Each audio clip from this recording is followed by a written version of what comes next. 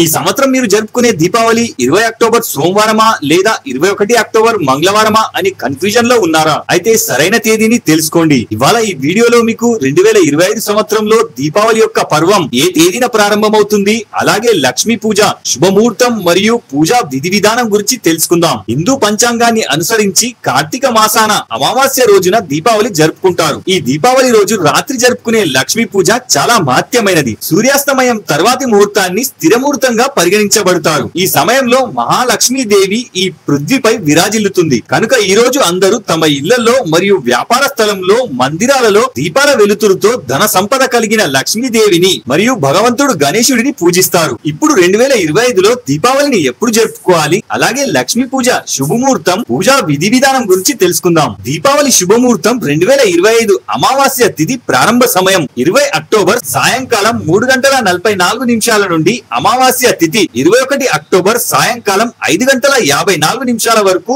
సమాప్తం అవుతుంది. 2025లో దీపావళి యొక్క పర్వం 20 అక్టోబర్ సోమవారం నాడు జరుపుకోబడుతుంది. లక్ష్మీ పూజ ముహూర్తం వచ్చి సాయంత్రం 7:08 నుంచి రాత్రి 8:18 వరకు. ప్రదోషకాలం ముహూర్తం సాయంత్రం 5:46 నుంచి రాత్రి 8:18 వరకు. వృషభకాల ముహూర్తం సాయంత్రం 7:08 నుంచి రాత్రి 9:03 వరకు. దీపావళి లక్ష్మీ పూజ శుభముహూర్త గడియలొచ్చి అమృత ముహూర్తం తెల్లవారుజామున 6:25 నుంచి 7:52 వరకు. శుభముహూర్తం ప్రొద్దున 9:18 నుంచి 10:45 వరకు. లాభముహూర్తం మధ్యాహ్నం తరువాత 3:04 నుంచి 4:31 వరకు. అమృత ముహూర్తం సాయంత్రం 4:31 నుంచి 5:57 వరకు. చరముహూర్తం సాయంత్రం 5:57 నుంచి రాత్రి 7:31 వరకు. చివరిగా దీపావళి లక్ష్మీ పూజ విధి విధానం. శాస్త్రానుసారం దీపావళి రోజు ప్రదోష కాలం మరియు నిశిత కాలం మధ్యలో